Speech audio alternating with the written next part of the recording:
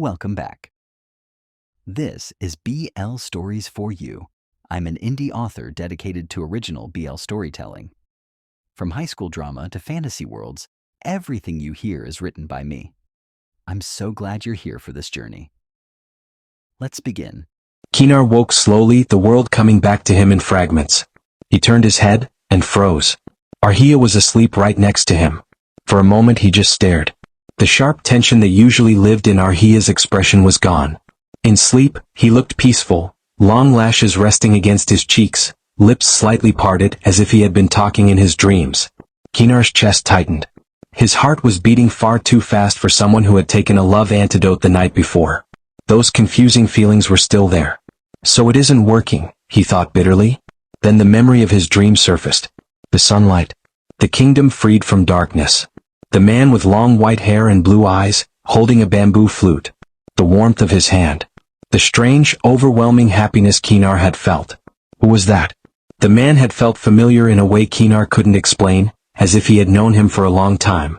The thought unsettled him. He exhaled slowly and shook his head. Just a figment of my imagination, he decided. Dreams were nothing more than tricks of the mind. Just then Aarhiya stirred. His eyes fluttered open, and the moment he noticed Kaenar was awake, he sat up in a panic. "Your Majesty, are you okay?" he asked, his voice filled with worry. Kaenar blinked.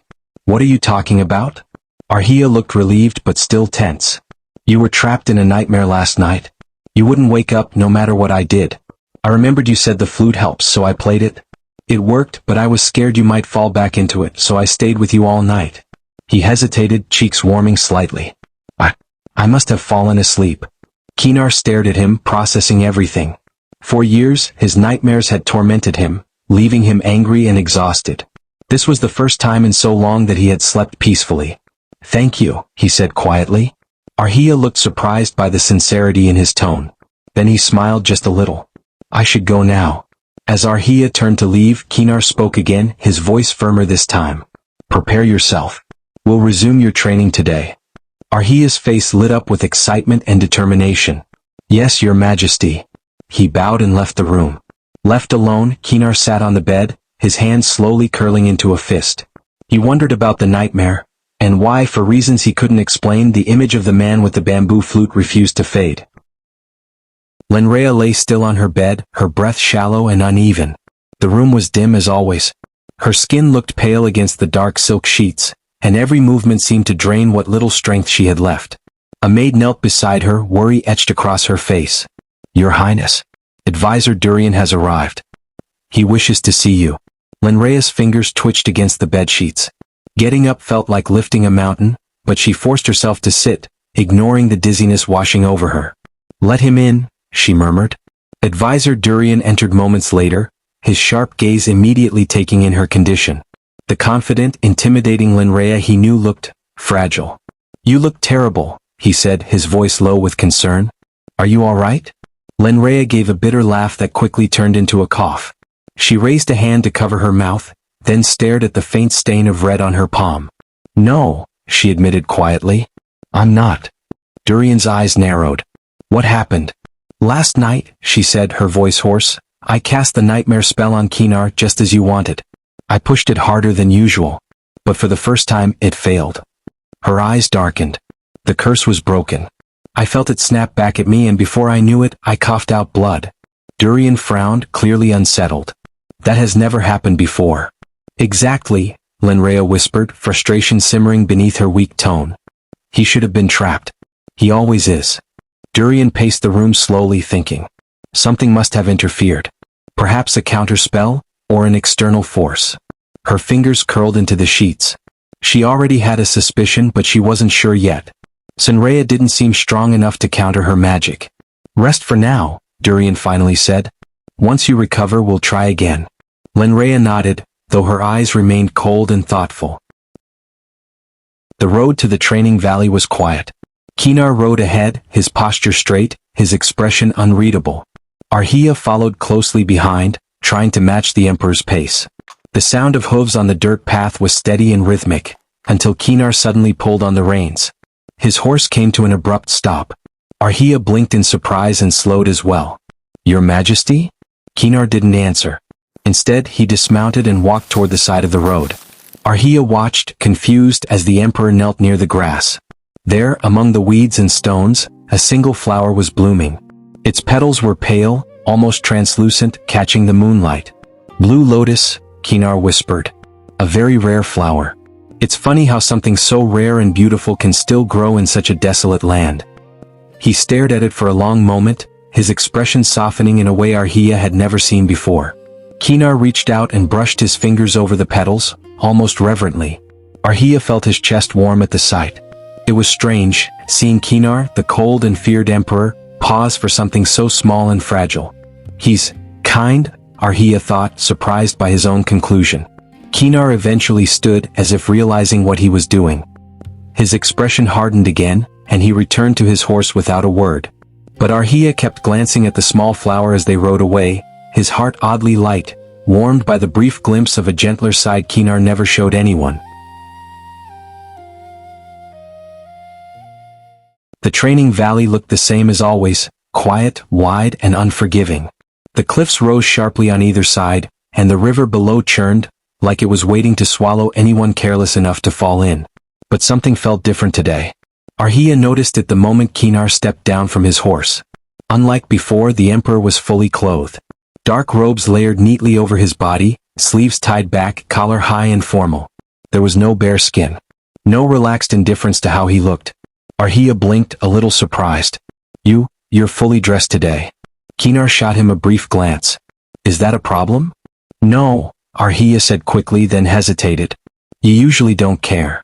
Kaenar adjusted his gloves, his expression unreadable. "I prefer to be clothed now." Aarhiya didn't press further, but he couldn't help wondering if it had something to do with him. Training began immediately, and Kaenar did not hold back. If the previous sessions had been brutal, this was something else entirely. He increased the difficulty of every exercise, extended the duration, and pushed Aarhiya past what he thought were his limits. His muscles screamed. His lungs burned. His body felt like it was tearing itself apart. "Again," Kaenar ordered, standing at the edge of the cliff. Aarhiya swallowed hard, staring down at the rushing water below. He had already jumped 3 times today. His arms were shaking, his legs barely steady, but he forced himself forward. He jumped. The fall was terrifying every single time. The impact with the cold water knocked the breath out of him, and he had to fight the current just to reach the shore. From above, Kaenar watched in silence. His arms folded whenever Aarhiya struggled, but he never moved to help. Not once. Aarhiya noticed. There were moments when Kaenar's gaze softened, when it looked like he was about to step forward. But then his expression would harden again, and he would turn away. He's really trying to keep his distance, Aarhiya realized. And somehow, that hurt more than the training itself. A week passed like that. Then another. Their days became a routine of harsh training and silent rides back to the palace. But in that time, Aarhiya started noticing things he hadn't seen before. Like the way Kaenar slowed his horse whenever they passed through the poorer districts. His eyes always lingered on the cracked houses, the empty fields, the children with hollow cheeks. He never said anything, but there was a sadness in his gaze that Aarhiya couldn't ignore. One time they saw an old woman stumble on the road. A heavy sack of withered crops fell from her head, spilling across the dirt. Before Aarhiya could even react, Kaenar had already dismounted. He helped the woman up gently, his voice surprisingly soft. Then, without hesitation, he picked up the sack and carried it himself. Aarhiya followed in silence as they walked all the way to her small, worn-down home. The woman's grandchildren came running out, eyes wide with shock at seeing the man in their doorway. Kaenar simply handed over the crops and a bag full of coins and nodded once. "Take care of your grandmother." He left before they could even thank him properly. Aarhiya stared after him, his chest tight. At the palace he noticed other things too. There were nights when Kaenar barely touched his food. When Todi insisted he eat more, he would shake his head. "My people are starving," he would say quietly. "I don't need more than this." Instead, he would order his guards to distribute bread and grain to the beggars waiting outside the gates. Sometimes, he even sent portions of his own meals. No one talked about that. No one praised him for it. They only talked about the demon emperor. The river had become Aarhiya's greatest enemy. No matter how many times he jumped in, no matter how many times he forced himself into the cold, rushing water, his body never stopped reacting with panic. His limbs stiffened. His breath shortened. His mind screamed danger even when he knew logically that he was safe. And sometimes, Kaenar ended up pulling him out when it looked like he might drown. One day, Aarhiya nearly went under again. Kaenar grabbed his collar and dragged him back to the shore. Aarhiya coughed violently, water spilling from his mouth as he gasped for air. "This is pointless," Kaenar muttered. "You won't improve if you keep fighting the water." Aarhiya wiped his face, embarrassed. "I told you. I'm bad at swimming. Some people just aren't meant for it." "That's nonsense." Kaenar's eyes narrowed slightly. "You're afraid. That's all." Aarhiya didn't answer. After a long silence, Kaenar sighed, like he'd finally made up his mind about something he'd been avoiding. "Get back in." Aarhiya's eyes widened. "What?" "I'm teaching you properly," Kaenar said, already stepping into the water. They moved deeper into the river until the water reached their shoulders. Kaenar stood in front of Aarhiya, his presence solid and unyielding. "Close your eyes," he ordered. Aarhiya hesitated, then slowly shut them. "Breathe," Kaenar said, his voice low and steady. "You are not in danger. The water is holding you. I am here." They were both fully submerged now. Aarhiya curled his fingers into his palms. His chest rose and fell unevenly at first, then gradually calmed as Kaenar continued speaking. "Listen to the sound of the water. Feel it around you. It is not trying to swallow you." They stayed like that for a long time, floating quietly. Aarhiya's body finally stopped trembling. "Don't open your eyes," Kaenar warned. "Not yet." But the moment stretched on and curiosity, along with fear, got the better of him. Aarhiya opened his eyes. The river shimmered for a second, and then his mind betrayed him. He saw her. Lenreya's twisted smile. Her cold eyes. The memory hit him so violently that his lungs seized. He tried to inhale but nothing came in. Panic surged through him. His arms flailed weakly. Kaenar noticed immediately. "Aarhiya?" There was no time to drag him up. Aarhiya's body was going limp. His lips were turning pale. Without thinking, Kaenar pulled him close, pressed their mouths together and forced air into his lungs. His hand held Aarhiya's jaw steady as he transferred oxygen, then kicked upward with all his strength.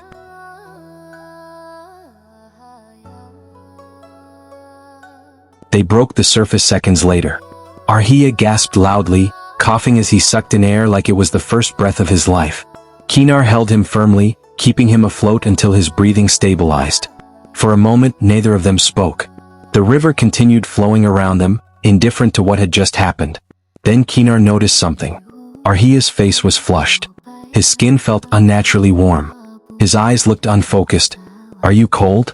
Kaenar asked, instinctively pulling him closer. The contact sent a jolt through Aarhiya's entire body. His heart hammered painfully in his chest. Heat flooded his veins, overwhelming and terrifying. "This is it." He remembered tutor Rene's gentle voice years ago in that quiet academy office. "Once you meet your soulmate, your body will know," the tutor had said. "Especially if they touch you, or kiss you. During your heat, you may lose control if you're not careful." Aarhiya's fingers dug into Kaenar's sleeves. His instincts screamed at him to move closer, to cling, to... No. He forced himself to pull away, nearly stumbling in the water. "We should stop," he blurted out, his voice shaky. I don't feel well." Kaenar frowned, clearly concerned. "You just..." "I'm fine," Aarhiya insisted quickly, though his body said otherwise. "Just dizzy. I think I need rest." Kaenar studied him for a long moment, then nodded. "Fine. We'll end it here." When they finally reached the palace, Kaenar barely had time to dismount before Aarhiya was already rushing ahead. "Lenreya." Kaenar called after him, but the boy didn't slow down. He didn't bow. He simply disappeared down the corridor, his steps hurried and uneven. Kaenar watched him go, a faint knot forming in his chest. He didn't like the look on Aarhiya's face. It worried him. Inside his room, Aarhiya shut the door and leaned against it, breathing heavily. His hands trembled as he summoned a small blue pill into his palm, the one tutor Rene had given him years ago, just in case. "This will help reduce the intensity," Rene had said back then, his tone gentle but serious. Aarhiya swallowed the pill with a gulp of water. Slowly, the burning in his body dulled to something manageable. He exhaled in relief and sat on the edge of his bed, pressing a hand to his chest. Then came a knock. His body stiffened. He opened the door and froze. Lenreya stood there, smiling sweetly. Mina was beside her, arms folded, her expression unreadable. "Good evening, Lenreya," Lenreya said softly. "May we come in?" Aarhiya hesitated, but stepped aside. Lenreya clasped her hands together in front of her, her voice unusually gentle. "I came to apologize. I realized I've been harsh. It was unbecoming of me. I'd like us to start over." Aarhiya studied her face. Her eyes were calm. Too calm. Something about it felt wrong. Still, he forced a polite smile. "That's kind of you, Your Highness." Mina tilted her head. "Come with us. The other concubines are gathered. It would be good for you to meet them properly." Against his better judgment, Aarhiya agreed. The harem was beautiful. Silk curtains. Soft lantern light. The scent of flowers and incense in the air. Several concubines sat around a low table, sipping tea and whispering among themselves. The moment Aarhiya entered, the whispers stopped. Then came the looks. Cold. Curious. Hostile. "So this is the new favorite," one woman muttered, not bothering to lower her voice. "She doesn't look special," another added with a scoff. Aarhiya felt the trap snap shut around him. Lenreya clapped her hands lightly, smiling. Now, don't be rude. Lenreya is our guest." The women rolled their eyes but stopped openly mocking him. Mina stepped forward and placed a hand on Aarhiya's arm. "They're bored. Palace life can be dull, you know. Entertain them." A few concubines laughed. "And how exactly will a maid entertain us?" one asked, amused. Aarhiya crossed his arms, pretending not to feel intimidated. "Have you all ever drunk wine before?" The room went quiet. A woman with dark hair frowned. "Of course we've tasted wine." "Not like that," Aarhiya said, grinning. "I mean, really drunk. Like, fun drunk." Gasps rippled through the room. "That's indecent," someone exclaimed. "We are women of royalty," another said, offended. "We cannot behave so shamelessly." Aarhiya just smirked, a spark of mischief lighting his eyes. "Can you excuse me, please?" He turned on his heel and dashed out of the harem, leaving the stunned concubines behind as he headed straight for the palace kitchen. There, he ran straight into the palace kitchen and nearly collided with a young maid carrying a basket of herbs. "Oh, I'm so sorry," the girl said, steadying herself. It was Yami, and she immediately recognized him. "Lenreya? Why are you in such a hurry?" Aarhiya responded at once. "Yami, do you know where they keep the wine?" Yami blinked at him, stunned. "The wine? Yes, the strong ones." He leaned in and whispered like it was a secret mission. Her eyes widened. "Why would you need that?" Aarhiya flashed her an innocent smile. "Don't worry. It's for entertainment purposes." She stared at him for a second, then sighed in defeat. "You're strange. Come on." She led him to a quiet storage room deep in the kitchen wing. Wooden racks lined the walls, filled with sealed bottles and jars. Some were dusty, clearly old. Yami pointed to a shelf. "These are the palace reserves. Only nobles and special guests are allowed to drink them." "Perfect," Aarhiya murmured. Before she could protest, he grabbed several bottles. Then more, piling them into a wooden cart. Wait. How much are you taking?" Yami whispered urgently. "That's enough for a festival." He pushed the cart toward the door, grinning like a kid about to pull a prank. "Trust me. This is enough. Besides, it's been rotting in here anyway." "Wait." But he was already gone, wheels creaking as he hurried down the corridor, leaving Yami staring after him in shock. Meanwhile, Kaenar sat alone in his chamber, pretending to read a report, but absorbing none of it. His mind kept drifting back to Lenreya's pale face earlier, the way she'd rushed off without a word. What's wrong with her? Kaenar thought, frowning. He told himself it didn't matter. He had wanted distance, hadn't he? And yet, something about the woman's hurried retreat gnawed at him. With a sigh he stood. "I'm only checking because she's my responsibility," he muttered to no one in particular. He stepped into the corridor just in time to see a familiar figure sprint past him. Aarhiya. And he was pushing a cart. A cart filled with wine. Kaenar froze, eyes widening slightly. What in the... Aarhiya didn't notice him at all. He disappeared around the corner, heading toward the harem wing. Kaenar hesitated for only a moment before following, his long strides quickly catching up to the direction the cart had gone. Aarhiya rolled the cart into the center of the harem hall like he owned the place, sleeves rolled up, expression bright and unapologetic. The concubines gathered around him, their silk sleeves fluttering like startled birds as they peered into the crates. "Wine?" one of them whispered, eyes widening. "We're not supposed to drink that." Aarhiya clicked his tongue and lifted a bottle like a prized treasure. "Wine is the essence of the soul," he declared lightly as if reciting a poem. It loosens the heart and helps one forget their sorrows even if just for a moment. What is life without a little forgetting? The women exchanged uncertain glances, but curiosity shimmered in their eyes. No one here was used to being offered something simply for pleasure. He set up a small table, moving with surprising confidence, mixing herbs and fruits into the wine as though he'd done this countless times before. His hands were elegant, deliberate, as he poured each cup and passed it around. "Just a sip," Mina said softly, accepting hers first. She hesitated, then drank. Her eyes widened. "It's sweet." The others followed one by one. Tentative at first, then amazed. Laughter trickled out, then bloomed. Cups were refilled. Someone asked for more. Someone clapped. From the shadows of a pavilion, Kaenar watched with his arms behind him, a scoff curling his lips. "So this is her grand scheme," he muttered under his breath. "Manipulating them just so she can indulge herself and drink to her heart's content." Aarhiya lifted his own cup and drank deeply, clearly pleased. Yet, despite himself, Kaenar felt a strange flicker of amusement. The women looked happy. Genuinely happy. And Lenreya, she looked lovely. "Look at you," Kaenar murmured under his breath. "So happy." Aarhiya summoned his flute, then began to play. The melody was light and playful, nothing like the stiff ceremonial tunes that usually filled the palace. Soon he was singing too, his voice warm and unrestrained. The concubines began to dance, their laughter echoing through the room. Sleeves spun. Skirts twirled.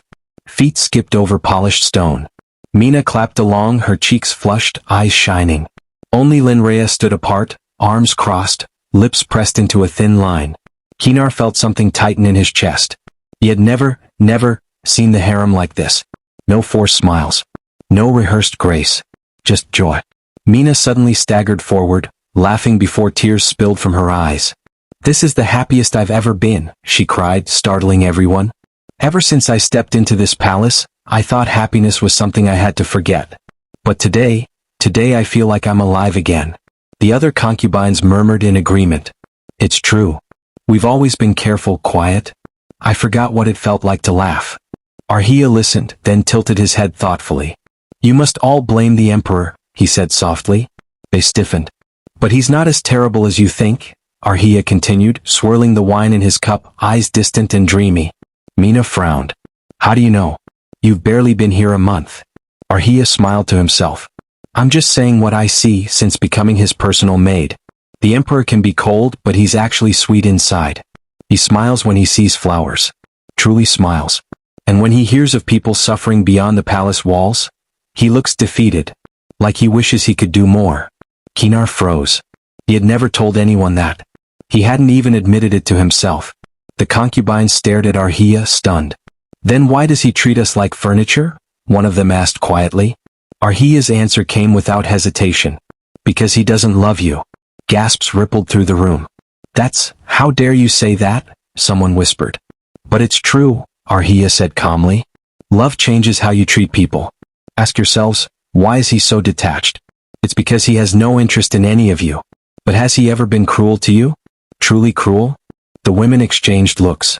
"He provides for us. He visits us on our birthdays. He brings gifts. He eats with us. He never lets the palace staff mistreat us." Slowly, their anger softened into confusion. One smiled gently. "Some of us lived worse lives before coming here. Treated like livestock by our own families.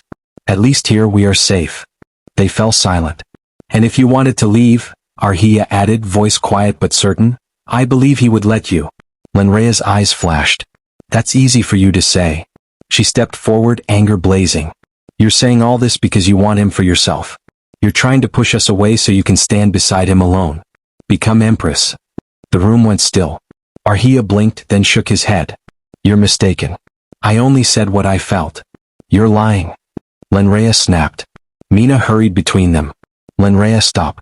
You're overreacting." "Overreacting?" Lenreya turned on her. "I am disappointed in you, Mina. You're enjoying her tricks, laughing, dancing, forgetting that you're supposed to be on my side." Mina frowned, her tipsy warmth fading into irritation. "I am on your side. But does that mean I can't be happy for once? Just for tonight?" Lenreya clenched her fists, then suddenly smirked. "If you're so good at entertaining people," she said, looking directly at Aarhiya, "then you should be in charge of the moon festival." Everywhere went cold. the Moon Festival. A royal event attended by nobles, foreign envoys, and the entire kingdom. A single mistake could cost someone their head. Even Kaenar stiffened in the shadows. Lenreya, think carefully, Mina whispered. That's too dangerous. But Lenreya's eyes gleamed. Can you do it or not? She challenged. Aarhiya held her gaze, refusing to back down. After a moment he nodded. Now that's more like it, Your Highness. No need to pretend and act nice. He took a deep breath. Fine. I'll do it. The room erupted in shocked murmurs. From the shadows, Kaenar stared at him, heart pounding. Thanks for watching. Like and subscribe for more episodes.